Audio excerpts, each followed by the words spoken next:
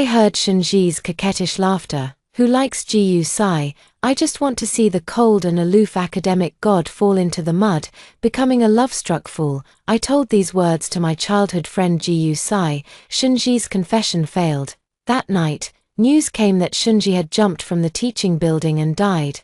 Gu Sai seemed unaffected and continued with his studies and life. After achieving fame and success, he even married me. Little did I know, this would be the beginning of my nightmare.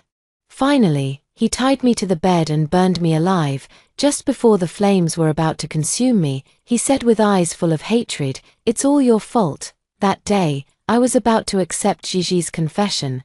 Given another chance, I stopped caring about Gu Sai. Watching coldly as he played the lapdog for the young mistress. Gu Sai, have you lost your mind? You've kept me trapped here for 3 days. Isn't that enough? Shinji's death back then wasn't my fault.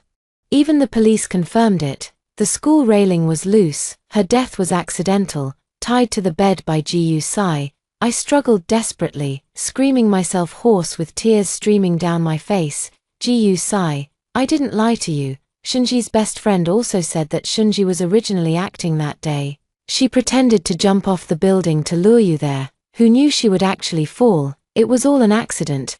But Gu Sai remained unmoved, gently stroking my head as he said, "Lin Xiaxia, everything you've said is just your one-sided account. You liked me, didn't you? That year, you were afraid I'd accept Gigi's confession, so you lied to me, saying she was playing me, causing all of this. It's you who killed her." His movements were gentle, but his tone was icy, sending chills down the spine. Tears streaming down my face, I shook my head desperately. I genuinely heard Shinji telling her best friend that she doesn't like Gu Sai, and that pursuing him was just to bring him down from his pedestal. I admit I did have feelings for him once. Gu Sai is exceptionally handsome, and since we grew up together as childhood friends, he treated me differently from others. It was hard not to develop feelings. But I wouldn't casually frame someone. I think Gu Sai understands me. So, clinging to that faint hope in my heart, I earnestly said, "Gu Sai, don't you know me? I wouldn't slander Shinji just for you. Believe me. I beg you to believe me. Let me go, and I'll pretend nothing ever happened."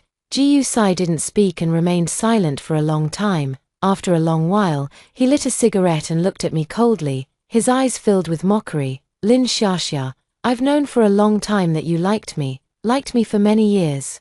But to be honest, apart from your academic performance, your family background and looks are nowhere near Shinji's. I used to trust you completely. But now I deeply regret ever believing your words so easily. Xiaxia, since you've done wrong, you must pay the price." Something within my heart slowly sank and shattered. I thought after all these years as childhood friends, he would understand me. But apparently not. Who would have thought? Not only did he not believe me, but he also hated me. He hates me to the bone. Marrying me was all to take revenge on me. Turns out, that aloof and unattainable demeanor he had back then, coldly rejecting Shinji, was all a facade. He actually liked Shinji all along. I wanted to curse him for being insane, to say if he liked Shinji he should have spoken up earlier. It's not like I couldn't live without him. I didn't dare provoke him further, afraid he'd spiral deeper into madness. He exhaled a smoke ring, his tone detached. "Did you know, Gigi left me a love letter, filled with affection for me. How could she not love me? How could she possibly be playing me? Gigi is dead. She proved her love for me through death." His expression was calm, his eyes emitting a gentle light, as if looking through me to gaze upon those youthful days that could never return. He pressed the unextinguished cigarette but against my body. The cigarette but made a faint sizzling sound on my skin, and I could still seem to catch a whiff of burning. The pain made my body tremble. Gu Sai's face grew increasingly tender and affectionate, the flame from his lighter illuminating his sharp, handsome jawline. Finally, he made the decisive call. "It's all because of you that Shinji died. Lin Xiaxia, go keep her company." I understood the resolve in his expression. I knew he wouldn't let me go. I screamed hysterically, "Gu Sai, you're insane. Shinji's death really has nothing to do with me. Let me go. This is illegal." I struggled desperately, my wrists turning red with rope burns, but couldn't break free. The surrounding air grew scorching hot as flames shot skyward. In the final moment before the inferno consumed me, I heard him say, "It's all your fault." That day, I was about to accept Gigi's confession. Amidst the searing pain of burning flames, I finally understood. He had never stopped thinking about Shinji. When I opened my eyes again, all I felt was a sharp pain in my lower abdomen and sore, weak legs. I almost lost my balance and fell into the pit. I steadied myself against the door panel and took a closer look. Turns out I was squatting in a school restroom stall, letting it all out. Still somewhat dazed, I suddenly heard a familiar voice coming from the next stall. Shinji's best friend teased, "Missy, do you really like Giyu-sai?" Shinji pouted, "How could that be? I just wanted to see the cold and aloof academic god fall from his pedestal, reduced to acting like a lovesick fool. It's just a game to mess with him." After a while, Shinji lowered her voice and whispered to her best friend, "Oh, actually, I made a bet with Han Xian. Don't tell anyone, okay? We're betting on whether I can make Giyu-sai obsessed with me, enough to make him choose a vocational college over university for his college entrance exam application. He spent all his 3 months' allowance to buy me a bag, so that's how it is." Turns out, Giyu-sai's future, my childhood friend, was nothing more than a trivial bet to those rich kids. Who would have thought that my death in my past life stemmed from such a petty joke? Leaning against the wall, I tried to calm myself, barely daring to breathe. It dawned on me that I had been reborn. Reborn on the very day I overheard Shinji's conversation with her best friend. What had I done in my previous life? Upon hearing Shinji say, "Just playing with him," I immediately rushed out and interrupted their talk. I told my childhood sweetheart Giyu-sai about this matter. I had no idea there was more to it. Shinji's intentions turned out to be so malicious. Not only did she want to toy with Giyu-sai's feelings, but she also wanted him to apply for a vocational college for her sake. Keep in mind that Giyu-sai was top-tier university material. 985 caliber. Choosing a vocational college would have ruined his future prospects. In my past life, I saved Giyu-sai's future. Little did I know, I had rescued an ungrateful wolf. This lifetime, I'm eager to see what expression the academic prodigy Giyu-sai will wear after falling into the abyss and having his future utterly destroyed. Only after Shinji and her best friend had walked far away did I rub my leg and slowly step out of the toilet stall. When I returned to the classroom, Giyu-sai's slender fingers were holding a pen, quietly working on his exam paper. It suddenly occurred to me that Giyu-sai and I were desk mates. I sat in the seat closest to the wall, so to get in, I had to pass by Giyu-sai's side. Seeing Giyu-sai again reminded me of the searing pain that had burned through my body. I couldn't help but turn pale. I suppressed the fear in my heart and spoke in as calm a voice as possible. "Move aside, I need to get in." Hearing my words, Giyu-sai made way by opening a gap. I rudely squeezed through, incidentally knocking all the test papers on his desk to the ground. Giyu-sai picked up the exam paper, not angry about its fall, but instead asked me with concern, "What's wrong? Your face is so pale. Low blood sugar again?" He skillfully pulled out a white rabbit milk candy from his desk and pressed it into my palm. Then he patted my head and said, Shia, have a candy. You'll be fine soon." I clenched the milk candy in my palm so tightly that it melted from the heat of my hand, its wrapper becoming sticky and damp, yet I remained completely unaware. My mind was filled with Giyu-sai's movements and expressions just moments ago. Again, this kind of misleading tone. In the past, I would always feel thrilled by this difference, but now it just makes me sick. Like melted white rabbit candy in my hand, sticky and disgusting. Back then, whenever my face turned pale, he would show a nervous expression like this, whispering softly to coax me. He was cold and indifferent to everyone, only gentle and patient when facing me. These behaviors of his once made me think I was special. Because of this, I never took Shinji seriously, because every time Giyu-sai mentioned Shinji to me, his eyes were always filled with impatience, forming a stark contrast to the gentleness he showed when facing me. I really can't stand Shinji, that spoiled rich girl. She relies on her wealthy father to get into the honors class without even trying. To be honest, with her grades, she's just wasting educational resources by being in our class. Except for her, everyone else is studying hard, while she's the only slacker dragging down our class average. I never expected Shinji to say she likes me. Would a high and mighty young lady like her even fall for someone? Shinji is so annoying. Does a spoiled rich girl like her not understand plain rejection? I've turned her down several times, yet she keeps clinging to me, once again. Ji-Yu-Sai uttered these words with icy detachment. He was in the middle of solving math problems. He didn't notice Shinji standing right beside him at all, until a loud bang sounded. Shinji knocked the water cup to the ground and ran out of the classroom in tears. Only then did he raise his head, stop writing, and stare blankly at Shinji's disappearing figure for a long time. After that day, Shinji rarely came to school for classes. Therefore, I never connected Shinji with him, until later. When exactly did things start to change later? It seemed to happen during a book distribution. The class monitor counted the books and realized there was exactly one short, so the monitor distributed books to everyone in the class except Shinji. A zeep sound followed. Ji-Yu-Sai stood up from his seat, the sudden movement causing the chair and desk to emit a harsh scraping sound against the floor. He asked, "Monitor, why isn't there Shinji's book?" The monitor replied impatiently, "You should know already. A rich young lady like Shinji often skips class. Having a book or not makes no difference. Anyway, her father donated a building to the school, so no one dares to discipline her here. Her family isn't short of money, so she probably doesn't need to take the college entrance exam either.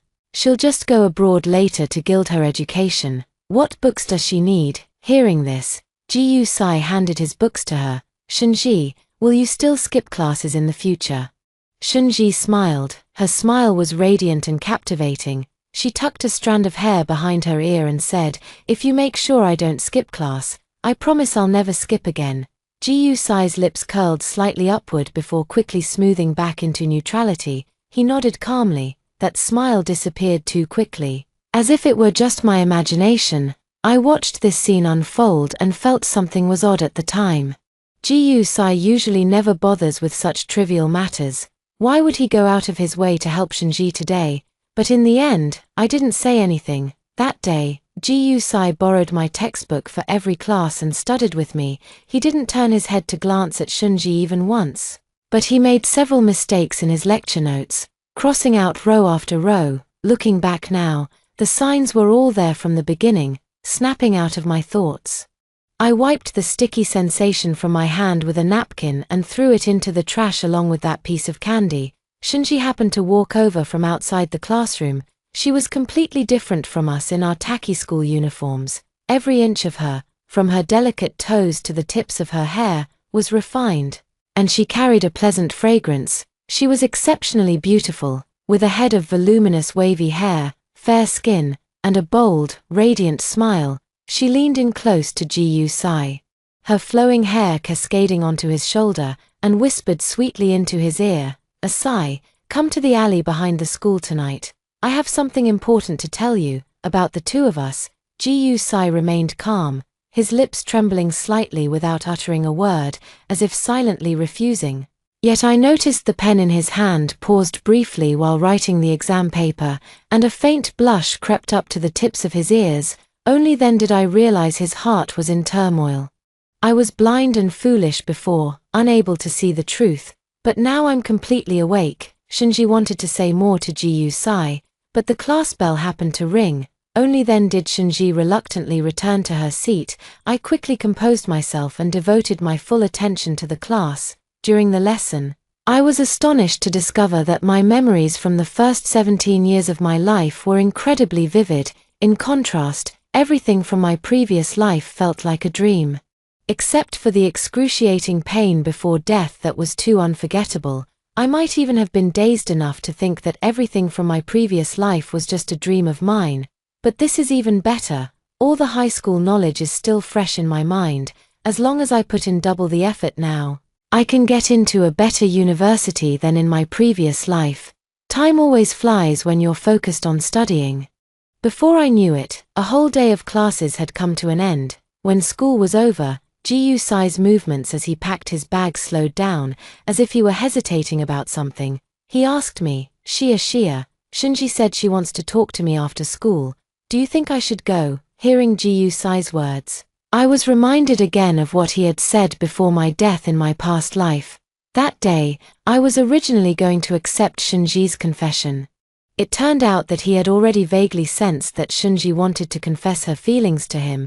He once said that if I hadn't deceived him, he would have been with Shunji long ago. How ridiculous. If that's the case, why is he still hesitating now? Besides, if he truly loved only Shunji, why did he propose to me and sleep with me in the first place? What a scumbag, wanting to have his cake and eat it too. Shia. In the quiet classroom, Ji Yusai's call snapped me back to reality. Do you think I should go? I understand what he wants to hear. So, I lowered my eyes without showing any emotion, concealing the hatred in my heart. Ji Yusai, I think you should go. Shunji is a wealthy young lady, and it's already quite remarkable that she's been humbling herself to pursue you for so long.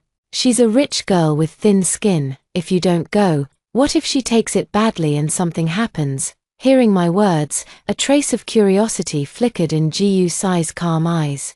Do you really think so? I nodded vigorously, a hint of impatience creeping into my tone. Ji Yusai, although we grew up together as childhood friends, to be honest, our relationship isn't that close. I'll only answer about you and Shunji this once. Whatever issues you have between you, don't bother me about it anymore. I just want to focus on my studies. From now on, stop coming to disturb me so often. Ji Yusai froze momentarily, as if he hadn't expected me to say such things.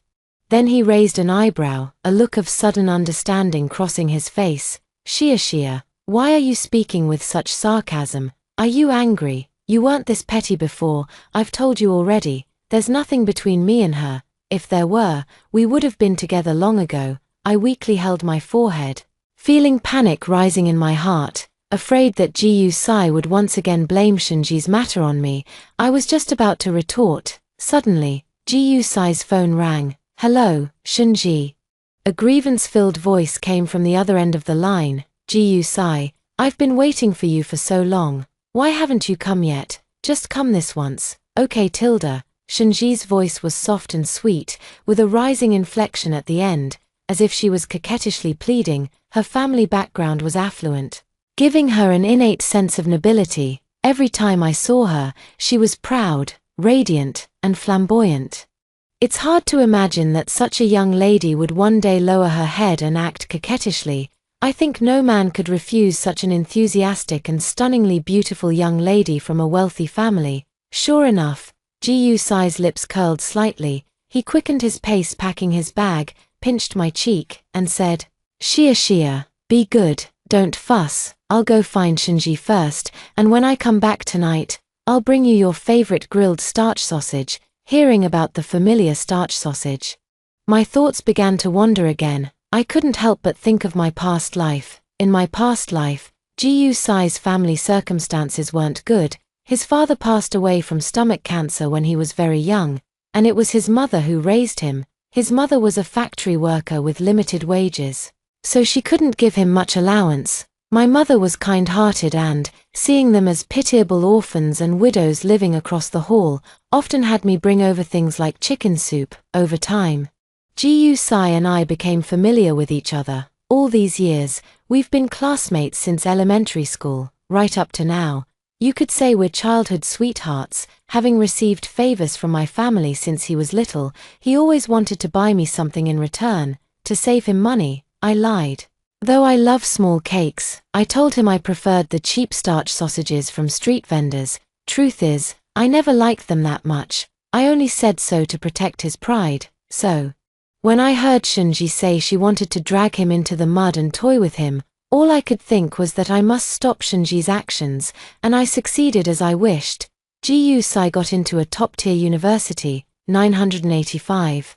Even though his mother unexpectedly passed away after his college entrance exams, he still managed to complete his university education with the money he earned from summer jobs and scholarships. After graduation, his career soared smoothly, earning millions annually. At that time, I was genuinely so happy for him. I just never expected that he would resent me. After gaining my trust and marrying me, he specifically bought a large villa to imprison and torture me. Finally, they even staged a fire accident, burning me alive. Thinking of these things, I feel worthless for my past self. I seem to feel again the bone-chilling, searing pain. I lowered my head, gripping the hem of my clothes tightly, my knuckles turning white with tension. Ji-Yu-Sai didn't notice my abnormality at all and quickly walked out of the classroom. After he left, my stomach churned violently. I hurried to the bathroom and repeatedly washed my cheeks, which Ji-Yu-Sai had just touched, with cold water. Only after calming myself down did I pick up my backpack, leave the classroom, and head home. While studying at home, I always kept my phone on silent. It wasn't until I finished my study tasks that I finally saw Shinji's social media post. She had posted a heart emoji with a picture of Ji-Yu-Sai's back, carrying Shinji's school bag in his hand. I breathed a sigh of relief. Thank heavens, they've finally gotten together smoothly. I silently prayed they'd stay locked together forever and stop tormenting others. The next day at school, I noticed Ji-Yu-Sai wearing sneakers worth several thousand yuan. No need to guess. It was definitely Shinji's gift. I scoffed coldly and shifted my seat inward, putting more distance between us. Both he and I tacitly avoided mentioning the grilled sausage incident, and he also began to keep his distance from me. Whether intentionally or not, Shinji didn't disappoint me either. Although she wasn't academically strong, she was, after all, a young lady from a wealthy family with exceptionally high emotional intelligence. Thanks to her deliberate efforts to please, she got along quite happily with Ji-Yu-Sai.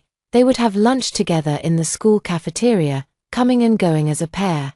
Chatting and laughing merrily, she would occasionally give Ji-Yu-Sai small gifts, with reasons and gestures perfectly measured, never making anyone feel awkward. What's even more remarkable is that she was very clever. She never let Ji-Yu-Sai skip class. She understood that directly asking Ji-Yu-Sai to skip class would not only meet with his refusal but also arouse his suspicion. Besides, there are only a little over 3 months left until the college entrance exams. It's extremely difficult to make a top student's grades plummet in just 3 months. Unless you target their heart, make Ji-Yu-Sai willingly choose a vocational college for love. She began to craft the image of a slacker turning over a new leaf for love, studying hard. She also kept saying, "I want to give it my all to get into the same university as you." I often see Ji-Yu-Sai taking the initiative to explain problems to her. Gradually, Shinji's reputation in our class improved, and everyone began to see her as a foolish girl madly in love. She would also occasionally show a vulnerable, tearful demeanor while studying. Ji-Yu-Sai, I'm so stupid. I just can't seem to learn. Ji-Yu-Sai, I won't give up. I must attend the same university as you. Ji-Yu-Sai, between us, if you feel hesitant, then I'll take the first 99 steps. You only need to take the final one.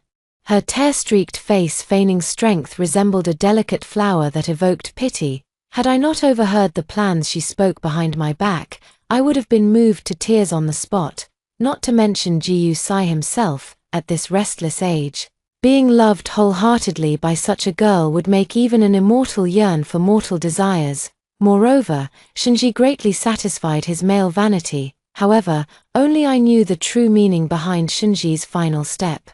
The final step was for Ji-Yu-Sai to enroll in vocational college. Plunging into the abyss, I couldn't help but sigh. Taking pleasure in destroying others' lives, the games of the wealthy are truly unpretentiously cruel. Recently, Ji-Yu-Sai has been thriving both academically and romantically, radiating confidence and high spirits. I often hear his buddies teasing him enviously.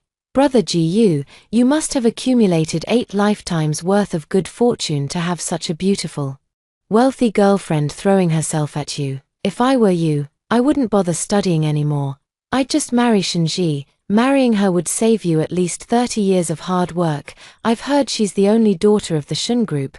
But Brother Ji-Yu, judging by the young lady's determination, if she works so hard but still can't get into the same university as you, won't she cry her heart out for 3 days and nights? Of course. It wasn't all admiration. There were also whispers and gossip. For example, right now, a boy deliberately took advantage of Shinji's absence and said sourly, Ji-Yu-Sai, don't get too cocky. A poor guy like you doesn't deserve Shinji. She's a rich young lady, after all.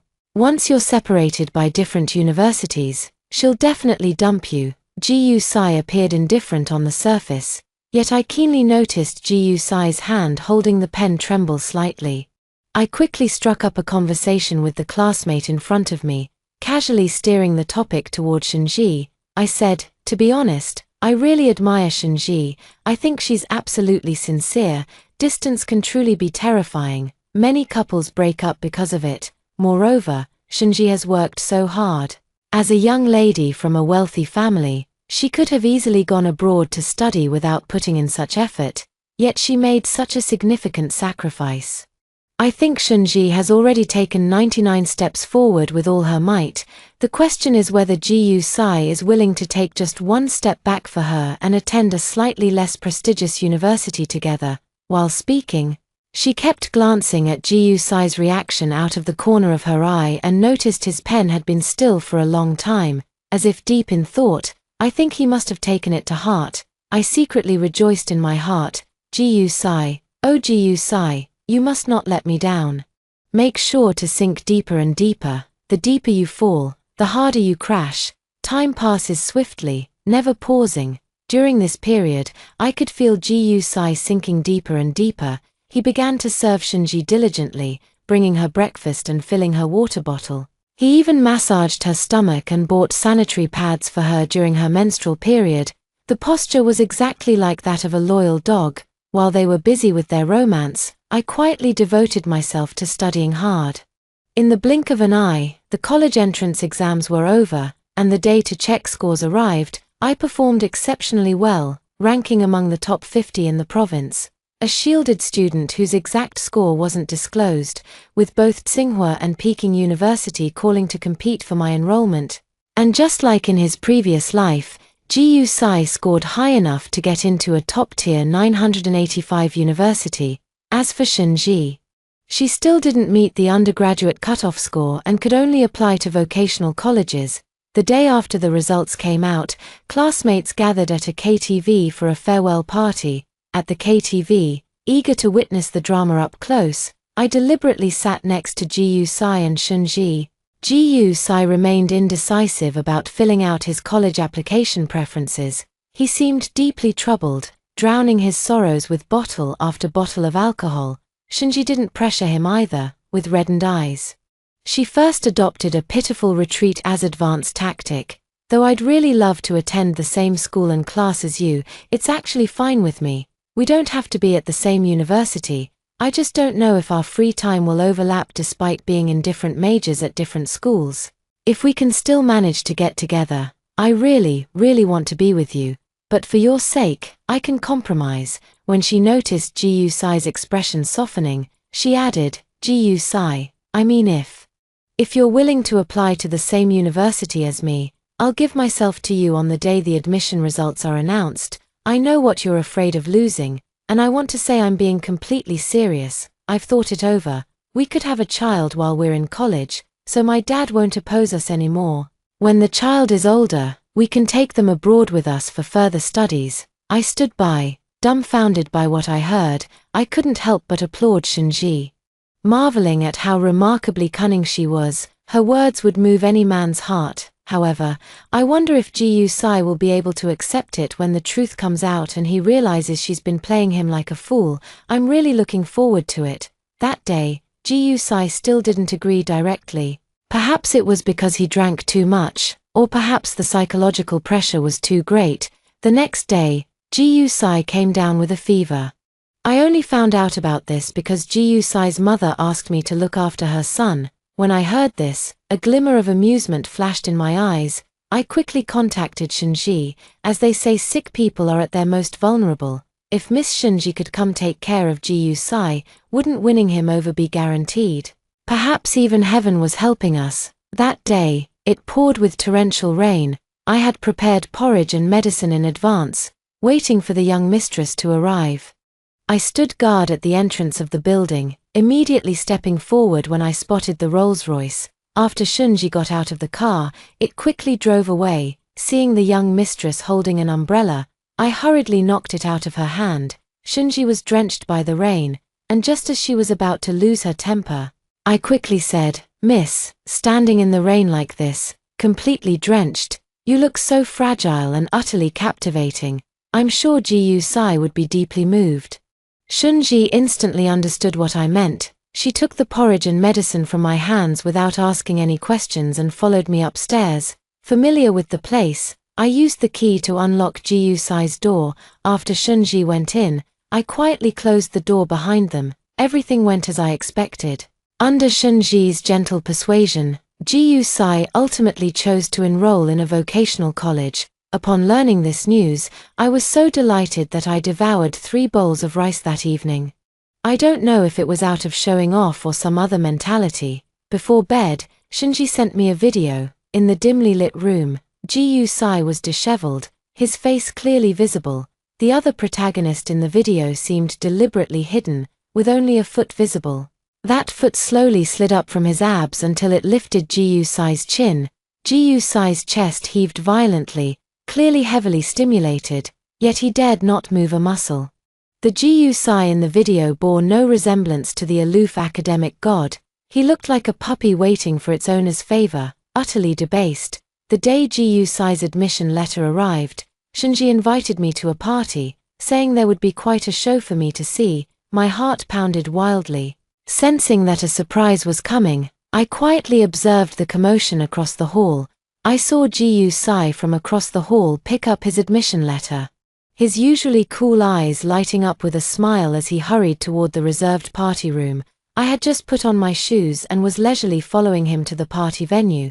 We entered the private room, and the door was shut behind us. I noticed several wealthy heirs were already there, including Han Xian, who had made a bet with Shunji. Everyone stood with their arms crossed, wearing expressions of anticipation. But Ji Sai remained oblivious, lost in the joy of soon winning Shunji's affection. He proudly presented the admission letter to Shunji. "Gigi, look, I got the admission letter. We're going to the same school." Shunji took the letter and saw Nanju Vocational Technical College written inside, curling her lips smugly. "Good boy, well done." Ji Sai's expression stiffened slightly as he awkwardly said, "Gigi, don't call me that in public." Shunji ignored him and instead turned towards Han Xian's direction, giggling coyly. "Ah Xian. Look, Ji Sai really enrolled me in junior college. This bet, I won. Remember, don't forget to buy me that bag I love." All right, young miss, you've really endured hardship these days. Of course I'll buy it. Any bag you like." Han Xian wrapped his arm around Shunji's waist, his eyes filled with adoration. He looked Ji Sai up and down disdainfully and said, "Ji, the great academic genius, what was it you said about me before, that us rich second-generation kids are just lucky with fate? And without our parents, we couldn't even get into a decent university. TSK, so what's going on with you now? Now you're actively playing lapdog to my Gigi. Look at you, what kind of lousy school have you gotten into now? Just this, a worthless vocational college." Ji Sai froze. His eyes filled with utter disbelief. He could hardly believe what he had just heard. His body swayed as he trembled, pointing at everyone with a pale face, saying, "You, what are you talking about?" Staggering, he tried to grab Shunji. To her surprise, Shunji quickly stepped back 2 paces, grabbed the wine glass from the table, and splashed its contents directly onto his head. "Ji Sai, you heard me right, I'm treating you like a dog. And you're so low that even stepping on you with my foot would get a reaction from you. It's truly disgusting. Low-class people will always be low-class. Shunji, how dare you call me disgusting?" Ji Sai trembled with rage, wanting to continue dragging Shunji, but was stopped by others. He was soaked all over, alcohol sticking his hair and eyes, looking utterly disheveled. Wow, didn't expect Ji Sai to be not just stupid, but also deaf. Can't understand human speech. A wealthy young man nearby jeered. Someone started it, and others joined in with their mockery. Not to be rude, but Ji Sai should take a look at himself. What kind of person is he? A broke guy actually thinking he's worthy of the heiress of Shun Corporation. Fut, ha ha ha ha, what an idiot. I think his brain got kicked by a donkey. Look at his clothes. Probably didn't even cost over $500, so pathetic. I quietly hid behind those rich second-generation heirs.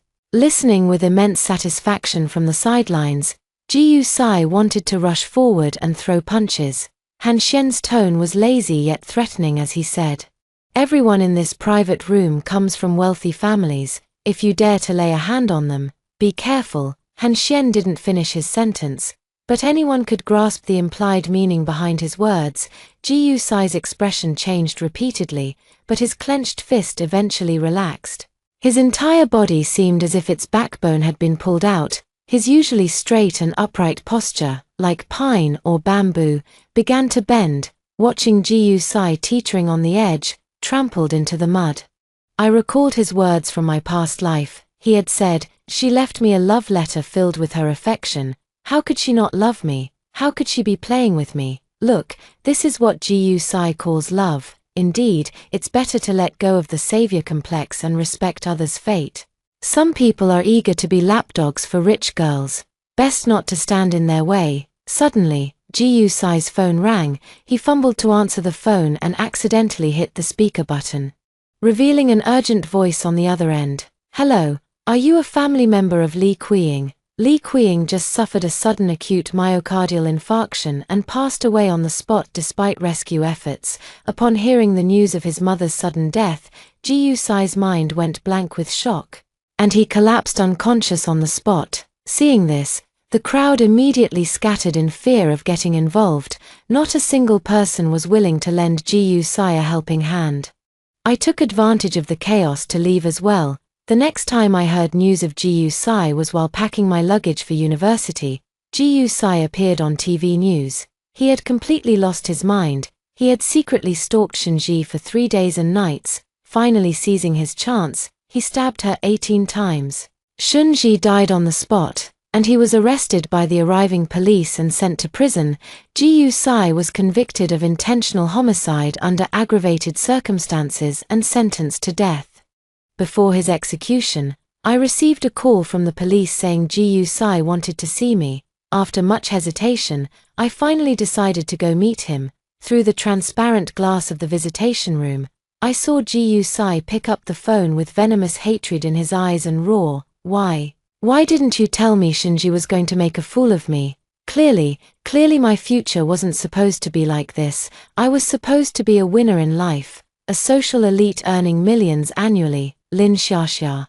Why has everything changed? Looking into Ji Sai's turbid eyes, I knew the familiar Ji Sai from my past life had returned.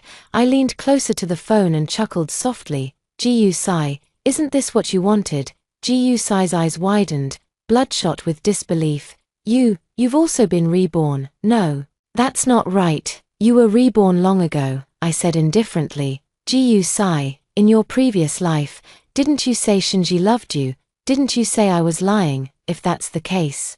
Why are you acting crazy now? I examined his disheveled appearance with amusement and teased. What, aren't you satisfied with how you look now? I'm extremely satisfied. Ji Sai collapsed upon hearing my words. His face twisted grotesquely as he frantically smashed his head against the glass, blood streaming down his forehead, yet he refused to stop. Meanwhile, I hung up the phone, smoothed out the wrinkles on my clothes, and left the visitation room with light steps, stepping outside. The sunlight bathed me, and I felt as if reborn. At this moment, I realized that the past will vanish like smoke and clouds. In the future, my life will shine brilliantly. That's all for today's story. If you've listened this far, please leave happy every day in the comments. A little light wishes everyone happiness every day.